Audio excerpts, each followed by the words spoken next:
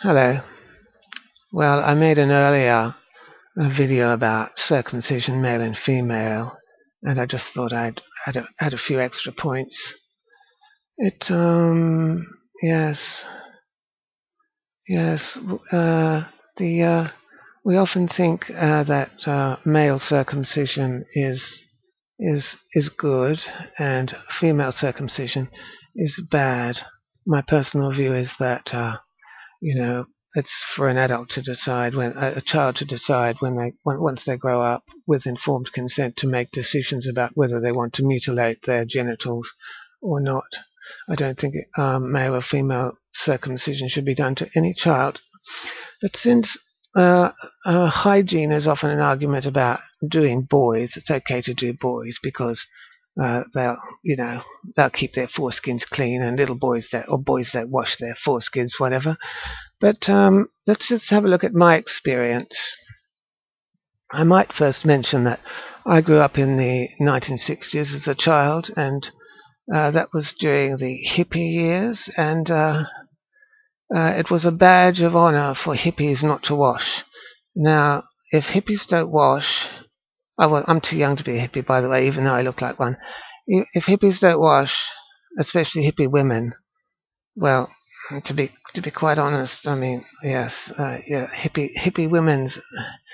Well, how do I describe this? Well, put it this way, yes.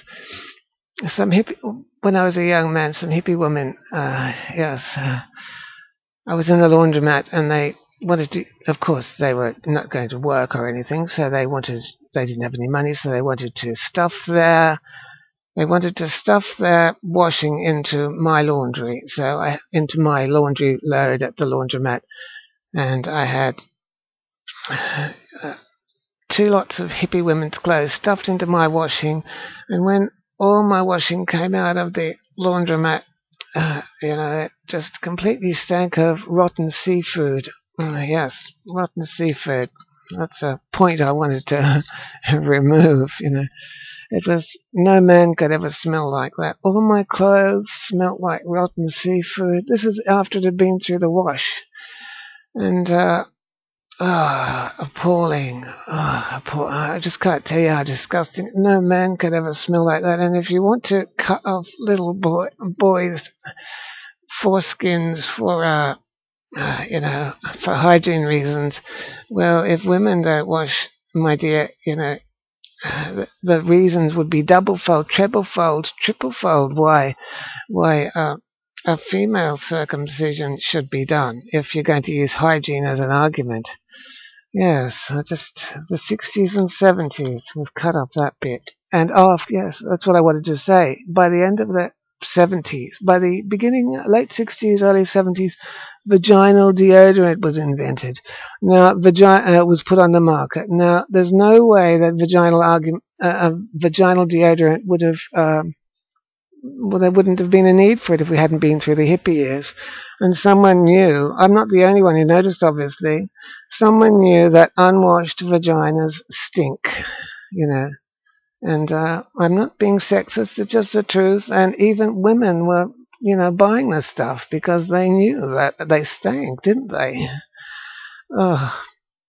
Like a crab or something. I was on the beach once up in Queensland, and I saw this giant mud crab, and I thought, is it alive? And I was too scared to touch it, so I put a stick on it, and I poked the stick, and to my surprise, it went through the shell, and the crab was dead. And there was this terrible stench of rotten seafood, and there were all maggots everywhere. And to be honest, that's what hippie girls smell like. When they used to ride on the back of my motorbike, when I was hippie girls, I gave them a ride on my motorbike. Oh, I had to wipe the back of my motorbike with disinfectant. Disgusting. Stench, I've mentioned that. I've got to cut off all these points as I discuss them. I mean, we've got to cut away and get at the truth about circumcision and what should be done and what shouldn't be done. Yes, but vaginal deodorant. When I was at school, I dropped my pencils once in front of some girls, and they were giggling at me.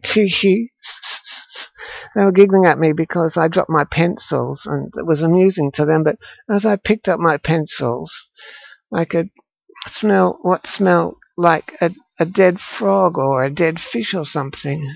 And I asked my mother at the time, and she said, it sounds like those girls weren't washing. So my mother obviously knew. I didn't really know what she was talking about. But my mother obviously knew that an unwashed vagina is a stinking one. And not to be sexist again, these were the 1960s, and pantyhose had just come in for, before it had been stockings with suspenders. But here you had girls wearing the first mass-produced pantyhoses, and they didn't have gussets. Now, I heard Oprah Winfrey say that a pantyhose without a cotton gusset is going, well, she put it more politely, but basically she pulled an awful face, and she basically said, well, the impression I got was that if you wear pantyhose, it's going to stink if they don't have a cotton gusset in. And that's just proof that women, if they make more moisture, there is more surface area in the vagina too than inside a foreskin. So it's just another reason why, why in favor of female circumcision. Not that I'm in favor of female circumcision, mind you. There was a lady who used to look after us too when we were children, and well, my mother was at work, and I told my mother years later that whenever this woman walked past me, I'd feel like throwing up because her vagina region was just so foul. I was only about that high or something, but I was at the same height as her vagina, and it was just so rotten, just like rotten seafood. And I told my mother about it years later, and again she said it sounded like that lady didn't wash very much.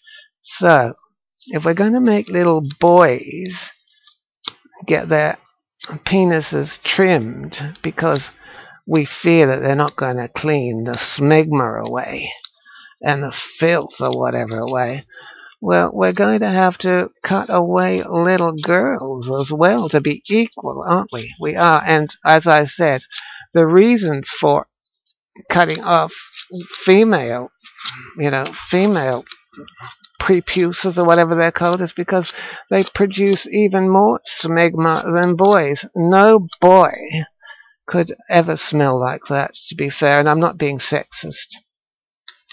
Now, in Australia, I think we have legislation to prevent female circumcision. I think it's enshrined in the legislation. We don't have any legislation to protect little boys from male circumcision.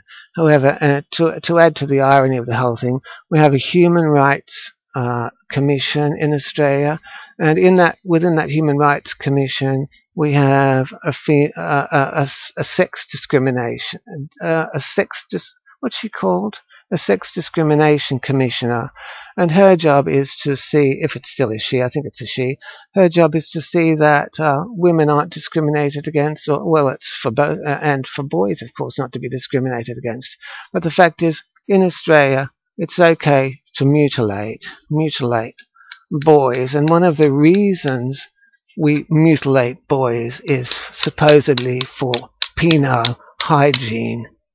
Yeah, penile hygiene. But we don't mutilate women for female hygiene, for vaginal hygiene. We buy vaginal deodorant, don't we? Yeah, what's this? Fly spray. Yeah, but you get the picture, don't you? So I think that circumcision should be abolished. We should cut circumcision out of human history. Yeah, from now on. See ya.